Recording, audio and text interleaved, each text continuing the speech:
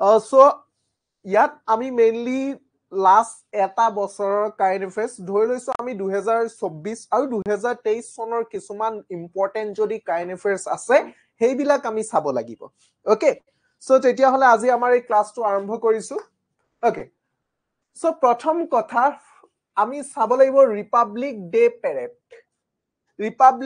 Parade ঠিক আছে okay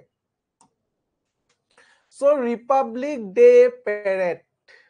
so Republic day আমি কেতিয়া সেলিব্ৰেট কৰো ৰিপাব্লিক ডে কেতিয়া সেলিব্ৰেট কৰো সো আমি পলিটি ক্লাছত ডিসকাস কৰিছিলো আমি ৰিপাব্লিক ডে কেতিয়া সেলিব্ৰেট কৰো 26 জানুৱাৰী ফাৰ্স্ট টাইম আমি ৰিপাব্লিক ডে কেতিয়া সেলিব্ৰেট কৰিছিলো 26 জানুৱাৰী 1950 হয়নে সো এতিয়া আমাৰ লাষ্ট যেটো ৰিপাব্লিক ডে পেৰেড হৈ গল ঠিক আছে সো ইয়াত আমাৰ এইটো আমাৰ 2024ৰ কথা কৈছো দেই এইটো আমাৰ 2025 নহয় ঠিক আছে এইটো আমি 2024 ৰ ৰিপাব্লিক ডে কথা কৈছো সো 2024 আমাৰ যেটো ৰিপাব্লিক ডে পেৰেড আছিলে তাত আমি যদি চাও আমাৰ যেটো চাহ আমাৰ অসমত বা ব্ৰহ্মপুত্ৰ ভেলিত আমাৰ যেটো চাহৰ উৎপাদন আছিলে এই চাহৰ উৎপাদনটো প্ৰায় 200 বছৰ অতিক্ৰম কৰিলে তোমালোকে গম পোৱা নে আমাৰ ফাৰ্স্ট চাহ কেতিয়া উৎপাদন হৈছিলে চাহ আৱিষ্কাৰ কেতিয়া হৈছিলে অসমত আমি যদি চাও অসমত ফাৰ্স্ট চাহ উৎপাদন হৈছিলে 1823 চনত কোনে আৱিষ্কাৰ কৰিছিলে ৰবাৰ্ট ব্ৰুচ হয়নে আমি সকলোৱে গম পাও ৰবাৰ্ট ব্ৰুচে 1823 চনত চাহৰ আৱিষ্কাৰ কৰিছিলে বিশেষকৈ আমাৰ যেটো আপাৰ ব্ৰহ্মপুত্ৰ ভেলি হয় আমাৰ যেটো ব্ৰহ্মপুত্ৰ উপত্যকা ঠিক আছে সো ব্ৰহ্মপুত্ৰ উপত্যকাত এই চাহৰ আৱিষ্কাৰ কৰিছিলে ৰবাৰ্ট ব্ৰুচে 1823 চনত সো 1823 চনৰ পৰা আমি যদি চাও 2024 চনলৈকে প্ৰায় আমাৰ অসমৰ চাহৰ আৱিষ্কাৰ হোৱাৰ প্ৰায় 200 বছৰ অতিক্ৰম কৰিলে গতিকে সেই 200 বছৰ অতিক্ৰম কৰাৰ পৰিপ্ৰেক্ষিতত আমাৰ 2024 চনৰ যেটো ৰিপাব্লিক ডে পেৰেড আছিলে তাত আমাৰ অসমৰ টেবলিউ আসাম টেবলিউ মানে ৰিপাব্লিক ডে তোমালোকে চাইছা নহয় ৰিপাব্লিক ডে পেৰেড বিলাক বেলেগ বেলেগ ৰাজ্যই নিজৰ নিজৰ পেৰেড কৰে তাতে প্ৰত্যেকখন ৰাজ্যই নিজস্ব কিছুমান টেবলিউ থাকে ঠিক আছে মানে এটা চিহ্ন থাকে যেটো চিহ্নক লৈ তেওঁলোকে গোটেই পেৰেডটো শো কৰে ঠিক তেনেদৰে সেই 2024 চনৰ ৰিপাব্লিক ডেত আমাৰ অসম চাহৰ 200 বছৰ হোৱাৰ পৰিপ্ৰেক্ষিতত আমাৰ অসমৰ টেবলিউ ৰাখিছিলে আসাম টি কোৱেশ্চন সুধিব পাৰে যে আমাৰ 2024 চনৰ ৰিপাব্লিক ডে আমাৰ অসমৰ টেবলিউ কি আছিলে আসাম টেবলিউ কি আছিলে সো আমাৰ আসাম টেবলিউ আছিলে 200 years of আসাম টি কাৰণ আমাৰ অসমৰ চাহে 200 বছৰ অতিক্ৰম কৰাৰ পৰিপ্ৰেক্ষিতত 2024 চনৰ ৰিপাব্লিক ডে পেৰেডৰ আসাম টেবলিউ হৈছে আসাম টি ঠিক আছে আসাম টি কেতিয়া আৱিষ্কাৰ হৈছিল 1823 চনত কোনে আৱিষ্কাৰ কৰিছিল ৰবাৰ্ট ব্ৰুচে ওকে সো এই বস্তুটো মনত ৰাখি লবা ঠিক আছে ওকে নেক্সট আহিলো আমি জঙাল বলহু দিৱস সো জঙাল বলহু দিৱস কি হয় গম পোৱা নে জঙাল বলহু দিৱস শুনিছানে জঙাল বলহু নাম তোমালোকে শুনিছানে নাই শুনা জঙাল বলহু কোন হয় বাৰু জঙাল বলহু কোন হয় কোৱাচোন জঙাল বলহু কোন হয় জঙাল বলহু নাম শুনিছানে তোমালোকে জঙাল বলহু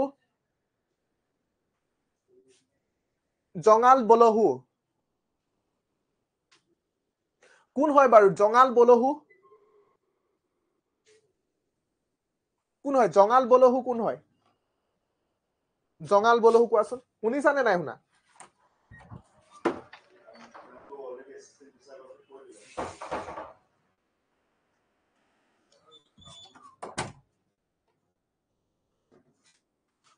কোন হয় জঙাল বলহু নাম শুনিছা জঙাল বলহু কোন হয় বাৰু সো আমি যদি চাও জঙাল বলহু হৈছে এজন তিবাকী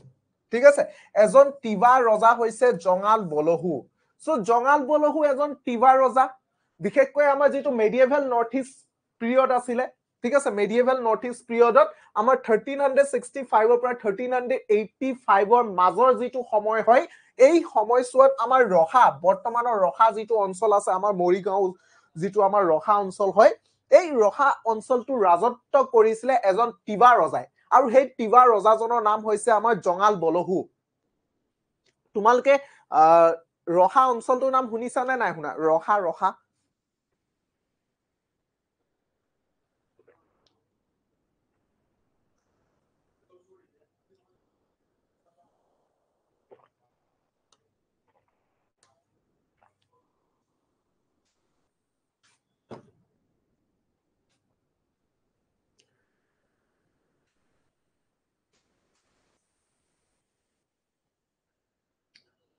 ৰহা অঞ্চলটোৰ নাম শুনিছা তোমালোকে ৰহা অঞ্চলটো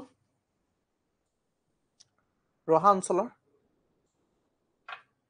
হয়তো বহুতে ৰহাৰ ওচৰে পাজৰে থাকা বা ৰহা অঞ্চলটোৰ অতিক্ৰম কৰিছা ওকে আৰতি নাই শুনা কৈছে বাকীসকলে শুনিছা ৰহা অঞ্চল ওকে দুলুস্মিতাই শুনিছে ৰহা সো এই যেটো আমাৰ মৰিগাঁও অঞ্চল যেটো আমাৰ ৰহা অঞ্চল আছে ন এই ৰহা অঞ্চলটোত এটা সময়ত অৰ্থাৎ 13 ডে 65 ৰ পৰা 13 ডে 85 ৰ মাজৰ যেটো সময় আছে এই মেডিয়েভেল নৰ্থ ইষ্ট বা মেডিয়েভেল যেটো সময় হয় সো এই মেডিয়েভেল টাইমত আমাৰ এজন তিৱা ৰজা আছিল নামটো হৈছে জঙাল বলহু ঠিক আছে সো তেখেতে বৰ্তমান ৰহা অঞ্চলটো ৰাজত্ব কৰিছিলে তেখেত তিৱা ৰজা আছিল তোমালোকে যদি ভালদৰে চোৱা এই যেটো ৰহা অঞ্চলটো ওচৰে পাজৰে যেটো যিখিনি এৰিয়া আছে এই এৰিয়াটোত সাধাৰণতে যিসকল লোক আছে তাত তোমালোকে মেক্সিমাম তিৱা লোক দেখিবলৈ পাবা মেক্সিমাম প্ৰায় মেক্সিমাম তিৱা মানুহ আছে কাৰণ এটা সময়ত সেই ৰহা অঞ্চলটো তিৱা সকলৰ ৰাজত্ব ভূমি আছিল ঠিক আছে তেওঁলোকৰ ৰাজত্ব ভূমি আছিল তেওঁলোকৰ ৰজা আছিল জঙাল বলহু গতিকে অসমৰ মুখ্যমন্ত্ৰী হিমন্ত বিশ্ব শৰ্মা দেৱে এই ৰহা অঞ্চলটোক এটা টুৰিষ্ট সেন্টাৰ হিচাপে নিৰ্মাণ কৰিবৰ কাৰণে বিশেষকৈ আমাৰ তিৱা ৰজা জঙাল বলহুৰ নামেৰে ঠিক আছে নগাঁও জিলাত সাধাৰণতে 50 কোটি টকা খৰচ কৰি এই গোটেই জঙাল বলহু নামেৰে এটা টুৰিষ্ট সেন্টাৰ প্ৰতিষ্ঠা কৰিব বিচাৰিছে আৰু তেখেতৰ নামতে এই 3 জানুৱাৰী দিনটো আমি জঙাল বলহু দিৱস হিচাপে উদযাপন কৰো ওকে সো কোৱেশ্চন সুধিব পাৰে যে আমি জঙাল বলহু দিৱস কেতিয়া উদযাপন কৰো জঙাল বলহু দিৱস আমি 3 জানুৱাৰী তাৰিখে উদযাপন কৰো জঙাল বলহু কোন আছিল জঙাল বলহু হৈছে এজন তিৱা ৰজা ওকে মনত থাকিব তেখেতে কোট ৰাজত্ব কৰিছিলে তেখেতে বিশেষকৈ আমাৰ ৰহা অঞ্চলটো ৰাজত্ব কৰিছিলে নেক্সট হৈছে আমাৰ সাবমেৰিন টুৰিজিম মানে কি হয় গম পোৱা নে সাবমেৰিন মানে কি হয় গম পোৱা নে সাবমেৰিন টুৰিজিম মানে আমাৰ যেটো সাগৰৰ তলিৰ যেটো পৰ্যটন যেটো স্থলী হয় তাকে আমি সাবমেৰিন টুৰিজিম বুলি কওঁ তোমালোকে দ্বাৰকা নাম শুনিছা নে দ্বাৰকা কাৰ ৰাজ্য আছিল যশোদা আৰতি বিদিশা সংগীতা এণ্ড দুলুস্মিতা খুদিব বিচাৰিছো দ্বাৰকাখন কাৰ ৰাজ্য আছিল কোৱাচোন দ্বাৰকাৰ এটা সময় দ্বাৰকাখন কোনে ৰাজত্ব কৰিছিল কাৰ ৰাজ্য আছিল দ্বাৰকা কোনে ৰাজত্ব কৰিছিল দ্বাৰকা কোৱা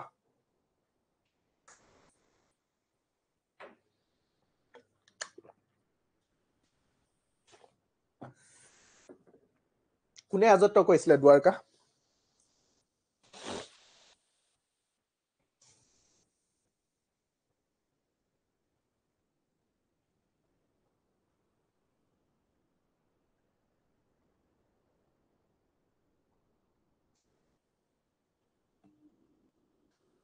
এটোতো জানিব লাগে দ্বাৰকাটো কাৰ ৰাজ্য আছিল দ্বাৰকা কাৰ ৰাজ্য আছিল কোৱা দ্বাৰকাখন কোনে ৰাজত্ব কৰিছিল দ্বাৰকা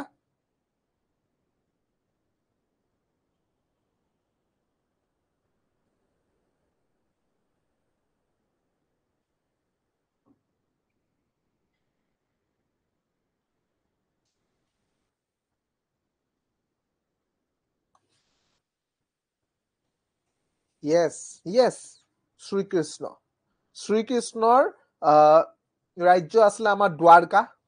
ঠিক আছে সো আমাৰ যিখন দ্বাৰকা যিখন আমাৰ ৰাজ্য আছিল শ্ৰীকৃষ্ণ ভগৱান শ্ৰীকৃষ্ণৰ ৰাজ্য আছিল দ্বাৰকা ঠিক আছে সো এই দ্বাৰকাখন বিশ্বাস কৰা হয় যে এই দ্বাৰকাখন আমাৰ সাগৰৰ তলত ডুব গল আৰু এতিয়াও যদি সেই যিটো অঞ্চলত সাধাৰণতে দ্বাৰকাখন আসলে বুলি কোৱা হয় বা বিশ্বাস কৰা হয় সেই তাৰ সাগৰৰ তলত আজিৰ তাৰিখতো আমি বিভিন্ন ধৰণৰ দ্বাৰকাখন দেখিবলৈ পাওঁ ঠিক আছে দুৱাৰকাখন এতিয়াও তাত দেখিবলৈ পোৱা যায় তোমালোকে আজি এতিয়া তোমালোকে ক্লাছ 2 শেষ হোৱাৰ পিছত তোমালোকে ইউটিউবত চাবাচোন সাবমেৰিন টুৰিজম দুৱাৰকা বুলি তোমালোকে ইউটিউবত সাৰ্চ কৰিবা তোমালোকে বিভিন্ন ধৰণৰ ভিডিঅ' পাবা দুৱাৰকাৰ ওপৰত হয়তো মই ইমানখিনি ডিটেইলছত তোমালোকক নকওঁ কাৰণ সিমানখিনি তোমালোকৰ এক্সাম পাৰ্সপেক্টিভৰ পৰা প্ৰয়োজন নহয় কিন্তু এনে জানিবাচোন জানি ভাল লাগে কিছুমান বস্তু প্ৰয়োজন নহলেও কিছুমান বস্তু জনাটো দৰকাৰ এনে ভাল লাগিব জানিব মন যায় নহয় যে শ্ৰীকৃষ্ণৰ ৰাজ্যখননো কেনেকুৱা আছিল হয়নে সো সাবা শ্ৰীকৃষ্ণৰ ৰাজ্য আছিল দ্বাৰকা সো আমাৰ ইণ্ডিয়াস ফাৰ্স্ট সাবমেৰিন টুৰিজম লঞ্চ কৰা হৈছে আমাৰ দ্বাৰকাত লঞ্চ কৰা হৈছে আমাৰ গুজৰাটৰ যিখন চৰকাৰ আছে সো গুজৰাটৰ চৰকাৰে সাধাৰণতে আমাৰ এটা সাবমেৰিন সাৰ্ভিস হেৰি কৰিছে লঞ্চ কৰিছে প্ৰভাইড কৰিছে to assist visitors in the discovering the underwater world of Dwarka so আমাৰ যিখন দ্বাৰকা যিখন আন্ডাৰৱাটাৰ ৱৰ্ল্ড আছে অৰ্থাৎ যিখন পানীৰ তলত ডুব যোৱা যিখন দ্বাৰকা আছে সো এই দ্বাৰকাখন যাতে আমি ভালদৰে চাব পাৰো ভালদৰে উপলব্ধি কৰিব পাৰো তাৰ বাবে গুজৰাট চৰকাৰে আমাৰ এই দ্বাৰকাখন ভালদৰে জনসাধাৰণক দেখাবৰ কাৰণে তেওঁলোকক দেখুৱাবৰ কাৰণে এটা সাবমেৰিন টুৰিজম লঞ্চ কৰিছে Okay, so question সুধিব পাৰে আমাৰ ইণ্ডিয়াৰ প্ৰথমটো সাবমেৰিন টুৰিজম কোড লঞ্চ কৰা হৈছে দ্বাৰকাৰ কাৰণে লঞ্চ কৰা হৈছে গুজৰাট চৰকাৰে ঠিক আছে সাবমেৰিন টুৰিজম মনত ৰাখি লবা নেক্সট আহিলো আমি finance minister finance commission so recently নহয় সময় হৈ গল আমাৰ বৰ্তমান আমাৰ নতুন ফাইনেন্স কমিশন আহিলে সো নতুন ফাইনেন্স কমিশনৰ নিউ চেয়াৰপাৰসন আহিলে সো তেখেতৰ নামটো হৈছে আমাৰ Arvind Panagariya Okay, Arvind Panagari. Question সুধিব পাৰে আমাৰ 16 ফাইনেন্স কমিশনৰ চেয়াৰপাৰসন কোন হয় সো আমাৰ 16 ফাইনেন্স কমিশনৰ চেয়াৰপাৰসন হৈছে অৰবিন্দ পানাগাৰিয়া Okay, ইম্পৰ্টেন্ট হয় মনত ৰাখি লবা 16 ফাইনেন্স কমিশনৰ চেয়াৰপাৰসন কোন হয় সুধিব পাৰে সো অৰবিন্দ পানাগাৰিয়া কেতিয়াবা question সুধিব পাৰে ফাইনেন্স কমিশন শৰ্টত লিখিছো ফাইনেন্স কমিশন কোনটো আৰ্টিকেলৰ Indian Constitution of কোনটো আৰ্টিকেলৰ আন্ডাৰ ফাইনেন্স কমিশন গঠন কৰা হয় আৰ্টিকেল নম্বৰ 280 মনত ৰাখি লবা বহুতে বেছি ইম্পৰ্টেন্ট হয় ঠিক আছে ফাইনেন্স কমিশনখন কোনটো আৰ্টিকেলৰ আন্ডাৰ গঠন কৰা হয় আৰ্টিকেল নম্বৰ 280 ওকে এইখিনিতে মই তোমালোকক এটা কথা ক'ব বিচাৰিছো আমাৰ যিখন ফাইনেন্স কমিশন আছে ওকে সো এই ফাইনেন্স কমিশনখন সাধাৰণতে কাম কি হয় ফাইনেন্স কমিশনে কি কৰে আমি জানো আমাৰ দুই ধৰণৰ চৰকাৰ থাকে আমি সৰকাৰ দুই ধৰণৰ আছে তোমালোকে নিশ্চয় দেখিবলৈ পাইছা এটাটো হৈছে আমাৰ সেন্টাৰত থাকে এটা আছে আমাৰ ষ্টেটত দুই ধৰণৰ সৰকাৰ আছে এটা সেন্টাৰ এটা ষ্টেট সেন্টাৰত আমি জানো নৰেন্দ্ৰ মোদী দেৱৰ সৰকাৰ আছে আমাৰ ষ্টেটত কা আছে হিমন্ত বিশ্ব শৰ্মা দেৱৰ সৰকাৰ আছে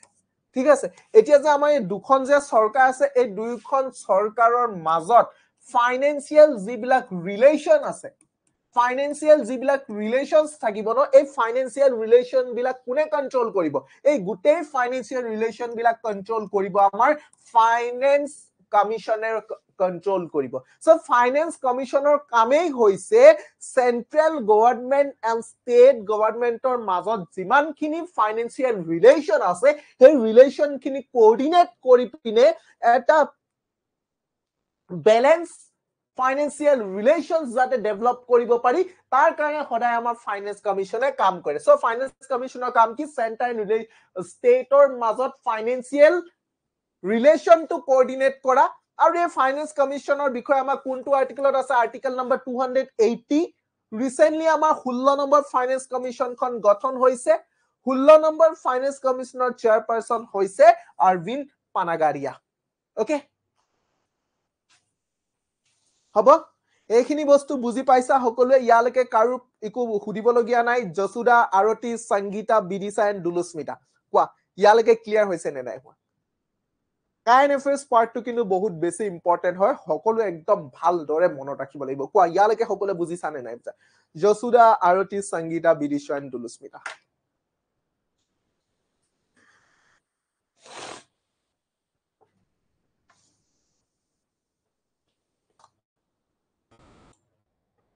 Okay. Taki, Dulusmita Bidisha. Okay, Dulusmita. So Bidisha, Sangita, Jasuda. Okay, ঠিক আছে সো তেতিয়া হলে আমি নেক্সট টপিকস চাও নেক্সট আমাৰ আছে Convention on Migratory Species of Wild Animals 2024 যাক আমি CMS COP 14 বুলি কোৱা হয় ঠিক আছে সো কি হয় Convention on Migratory Species of Wild Animals 2024 CMS COP 14 so CMS COP 14 তোমালোকক ডাইৰেক্ট কোৱেশ্চন সুধিব পাৰি যে CMS COP 14 ক'ত অনুষ্ঠিত হৈছিল ঠিক আছে মই কৈ আছো বাৰু কি হয় CMS COP 14 so CMS COP 14 আমাৰ ৰিসেন্টলি নহয় হৈ গল সময় উজবেকিস্তানৰ সামাৰকান্দ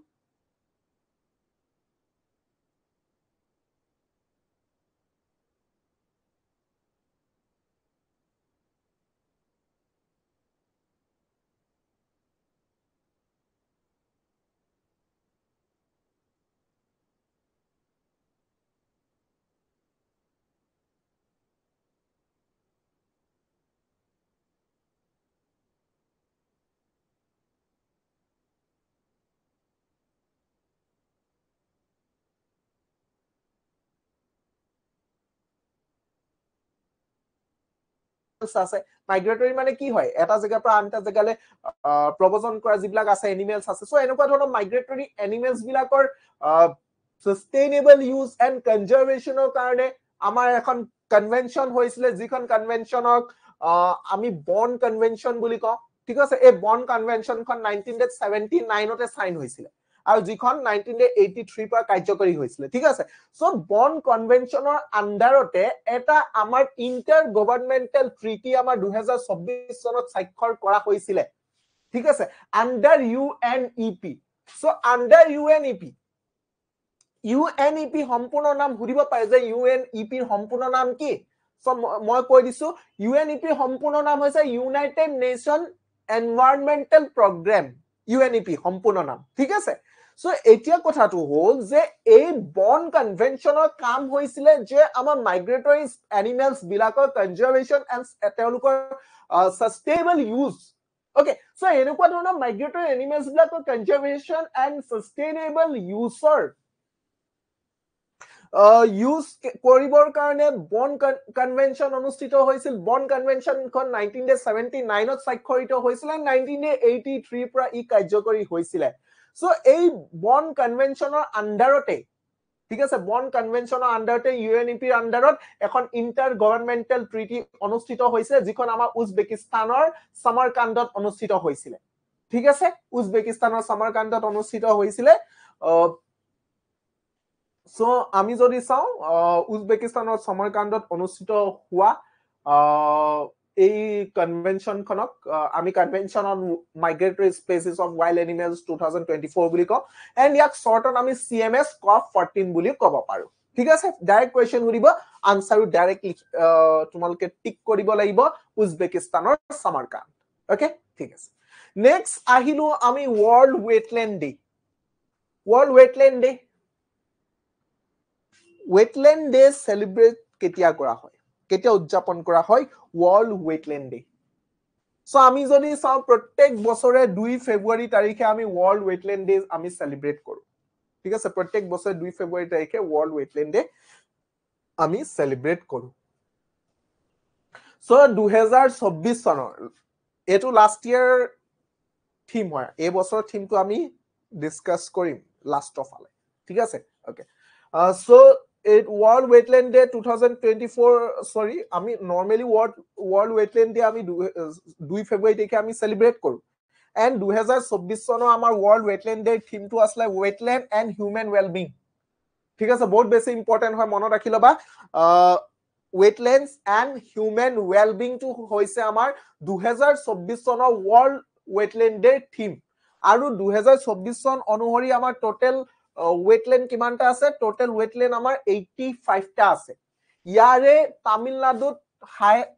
আটাইতকৈ বেছি wetland আছে 16 টা wetland আমি হাইয়েস্ট তামিলনাডুত দেখিবলৈ পাম ওকে সো এতিয়া মোক কোৱা অসমত টোটাল wetland কিমানটা আছে অসমত টোটাল wetland কেটা আছে গোটেই ভাৰতত 85 টা wetland আছে 2024 ৰ মতে and wetland day আমি সেলিব্ৰেট কৰো 2 ফেব্ৰুৱাৰী তাৰিখে আৰু 2024 চনৰ থিম আছিল wetland and human well-being আৰু আটাইতকৈ বেছি wetland কোনখন ৰাজ্যত আছে তামিলনাডুত আটাইতকৈ বেছি ৱেটলেণ্ড আছে 16টা ৱেটলেণ্ড ঠিক আছে এতিয়া কথাটো হল আমাৰ অসমত টোটেল কিমানটা ৱেটলেণ্ড আছে অসমত টোটেল ৱেটলেণ্ড কিমানটা আছে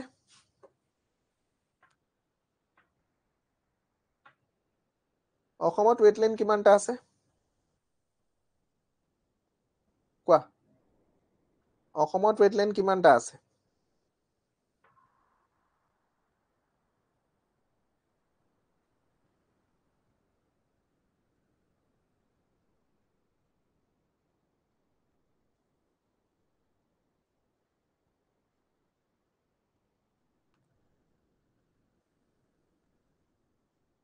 অসমত কিমানটা ৱেটলেণ্ড আছে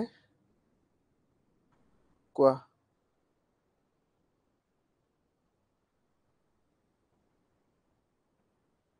তোমালোকে দীপৰ বিলৰ নাম শুনিছানে দীপৰ বিলৰ নাম শুনিছানে নাই শুনা দীপৰ বিল গুৱাহাটীত থকা দীপৰ বিলৰ নাম তোমালোকে শুনিছানে নাই শুনা দীপৰ বিল গুৱাহাটীৰ যিটো আমাৰ ৰাণী যোৱাৰ যিটো ৰাস্তা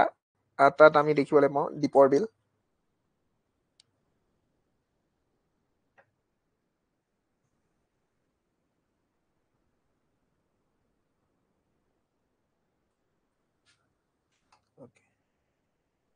ওকে দীপৰ বিল সো আমাৰ অসমত এটাই ৱেটলেণ্ড আছে বা এটাই সাধাৰণতে ৱেটলেণ্ড বুলি নকয় ইয়াক আমি ৰামসাৰ সাইট বুলি ক'ব পাৰো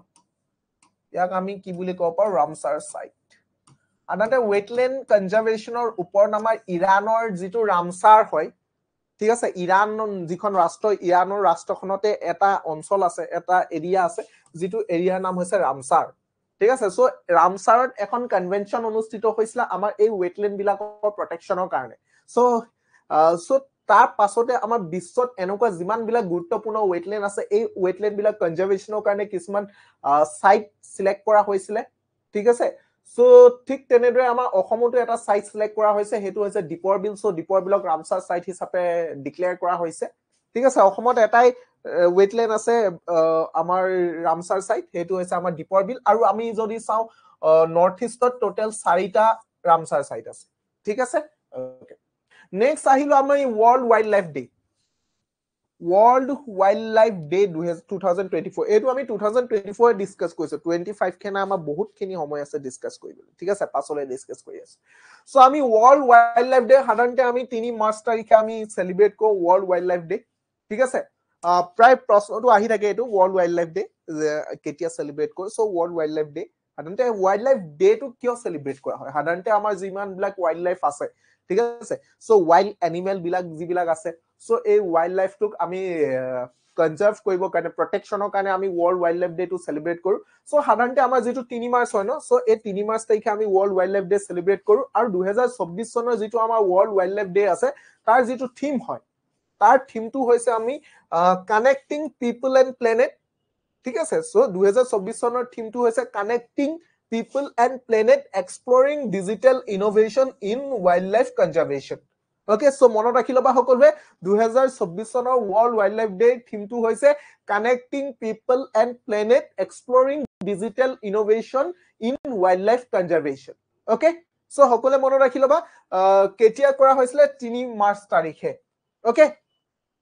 3 মাৰ্চ তাৰিখে সাধাৰণতে আমি সেলিব্ৰেট কৰো world wildlife day আৰু 2024 চনৰ থিম হৈছে connecting people and planet exploring digital innovation in wildlife conservation